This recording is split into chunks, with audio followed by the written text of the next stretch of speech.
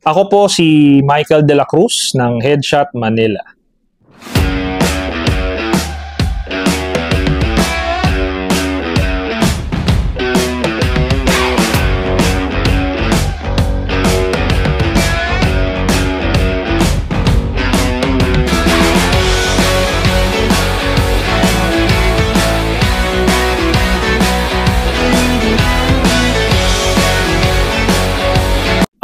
Na-conceptualize namin yung pangalang Headshot Manila nung time na gusto kong gumawa ng page. Gusto ko kasi something yung pangalan niya is walang kinalaman sa sombrero. So, nag-isip ako, walang kinalaman sa sombrero, pero somehow may kinalaman sa pagsusuot ng sombrero. So, sabi ko sa head sinusuot yung sombrero. So sabi ko nung time na yun, gusto ko something catchy. Yung pag narinig nila, uy, may interesantehan sila. So that's why Headshot Manila. Nag-start ang Headshot Manila noong October of 2021. Post-pandemic yun.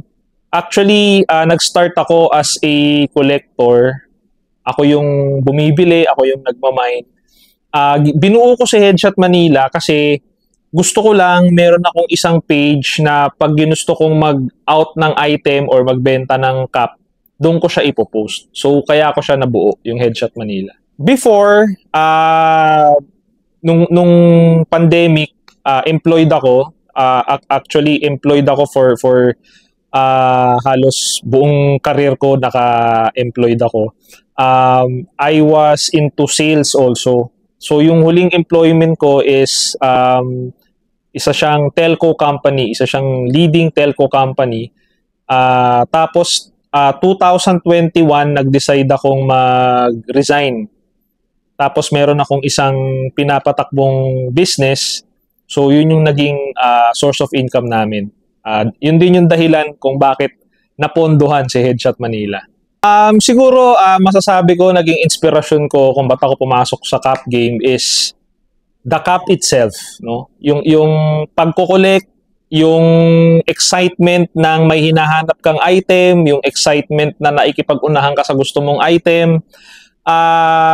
In regards naman sa tao, marami sila. So halos lahat naman ng mga napapanood ko noon, yung mga seller na kung saan sa kanila ako bumibili, somehow nakatulong sila to inspire me na, uy, sabi ko, okay yun maganda tong laro na to So doon nagsimula. Yung cup game, masasabi ko sobrang naging daluyan siya ng blessing para sa amin. Kasi nga nabanggit ko kanina, during the pandemic, no, nag-decide kami ng wife ko na mag-resign. Meron kasi kaming isang pinapatakbong business. After mga 1.5 years, medyo naglaylo yung business namin na yun. Nagkataon naman na nakikita namin na si Headshot Manila umaangat. So sabi ko, why not focus? Why not focus dito kay Headshot Manila? Kasi nga maganda naman yung result, maganda naman yung nagiging takbuhan. Masasabi ko na nakatulong sa amin talaga in a way na I'm proud to say, ito lang talaga yung source of income namin. So, araw-araw talaga, hindi nawawala sa amin yung dasal, talagang lahat ng ginagawa namin, pati before mag-live, lagi yan, nag-pray kami. Naging magandang source of blessing, no? Conduit of blessing yung Headshot Manila para sa pamilya namin. Tanong kung laging may benta, honestly, meron. Honestly, meron. Hindi siya kasing lakas ng ibang araw, pero kasi nasa sa atin yun kung paano tayo magbebenta ng produkto natin no? Para sa akin kasi, sa kahit anong negosyo naman, meron niyang mga mabagal na araw, merong mga araw na malalakas, pero merong benta palagi. Nasa sa atin na yun kung paano natin nahanapin yung benta. Pag medyo matumal ang bentahan, syempre isip ka ng mga gimmick, no? Isip ka ng ibang paraan, paano mo mapopromote yung produkto mo, paano mo maipapakita sa tao, or paano mo mapapagalaw yung stocks mo. Hindi siya madali. Kailangan mo lang talaga ng tatag ng loob, maraming dasal, tsaka sipag talaga, hindi mawawala dapat yung sipag. Honestly, kahit na kasi almost mag 3 years na si Headshot Manila, maraming mga araw na matumal, maraming mga, actually hindi lang araw, mga months or weeks na matumal. Pero honestly, hindi ko siya naisipang tumigil. Sabi ko nga kanina, ito yung source of income namin. So talaga lahat gagawin ko para makabawi or para maituloy yung pagka-cap-selling, no? Hindi siya madali. Again, lahat naman mahirap, lahat naman kailangan mo talaga ng tiyaga, ng sipag. Ang masasabi ko lang, malalampasan mo basta malakas ang loob mo. Nagkaroon kami ng idea to come up with our own brand. Number one, siguro gusto lang namin mag-create ng sarili naming identity. Kasi maraming cap sellers eh. Lalo na ngayon, nag-boom talaga. So, ang daming mga bagong sellers. So, nakakatuwa kasi ibig sabihin masigla yung laro. Maraming nakakakita ng opportunity. Kaya kami nag-come up ng sarili naming brand is somehow to create an identity for ourselves, to start to create a brand. Ako kasi naniniwala ako para kumbaga mas establish ka sa isang larangan, dapat may sarili kang brand. Pag nasosold out yung sarili mong concept or sarili mong brand, grabe, sobrang fulfilling.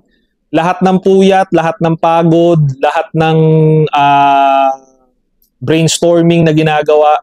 So lahat yun nasusuklian pagka yung item na nilabas mo, nakikita mo tinatangkilik ng tao. Minsan nagtataka ako or nagtataka kami sa Team Collab, uy, grabe, ang ganda ng tanggap, ang init ng tanggap ng tao. So nakakatuwa talaga. Siguro ang maipapayo ko sa mga aspiring na maging seller, masaya ang cap game, makulay, maraming mga ganap, no? Siguro mapapayo ko lang is bago natin pasukin yung larangan ng pagbebenta ng cap or ang cap game, maganda kasi maging collector ka muna. Para sa akin, based on my own experience, maraming mga payo sa mga iba't ibang mga kaibigan natin na mga sellers, maraming payo yan. Ako personally, maipapayo ko, napakalaking bagay kung nagsimula ka munang maging collector kasi mas ma-enjoy mo yung laro. Marami akong nakikita ng mga sellers na pumasok sila sa laro tapos biglang nawala kasi wala dun yung passion eh. Pag nakaramdam ng hirap, nakaramdam ng tumal, nakaramdam ng bagal ng benta, madali silang sumusuko kasi hindi sila fueled by passion. Pag naging collector ka kasi, na-enjoy mo talaga yung laro. May benta or wala, okay lang kasi ito yung mahal mo, ito yung gusto mong gawin. So yun lang, magkaroon ka ng passion, aralin mo siya maigi, mahalin mo yung ginagawa mo. So yun mga kapatid, maraming salamat. Don't forget to like and follow, syempre Headshot Manila and syempre Team Collab. Maraming salamat sa suporta nyo, sa patuloy nyong pagtangkilik and pagmamahal sa Cap Game. Maraming salamat po.